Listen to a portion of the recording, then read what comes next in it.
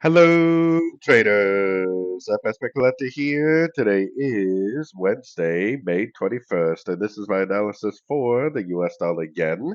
If you haven't done so yet, definitely do check out my free Discord group. It's linked over here in the corner at the end of the video. And make sure to take a look at my website, fxpipcollector.com. Watch the video on my home screen to learn more. So anyways, I do think this is the end of a pullback, which means I do think it will likely go down and take out this previous low right here.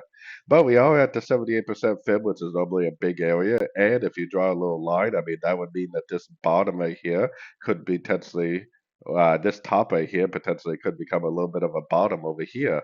So the 78% plus the little top bottom scenario that we got going on here does make me think that we probably will make a pullback, but more than likely it's just going to be a pullback within a downtrend.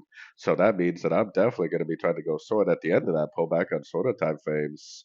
Going down to the 1 hour time frame, if we zoom in a little bit, you can see that we have a Fibonacci retracement on the last impulsive move down. Because if we are going to make a pullback and this is going to continue to trend, then it probably will just be a pullback to this last wave down.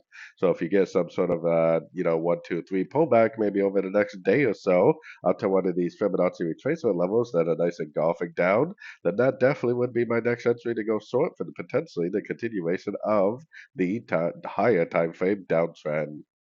So anyways, don't forget to like and subscribe. And as always, thank you for watching and happy trading.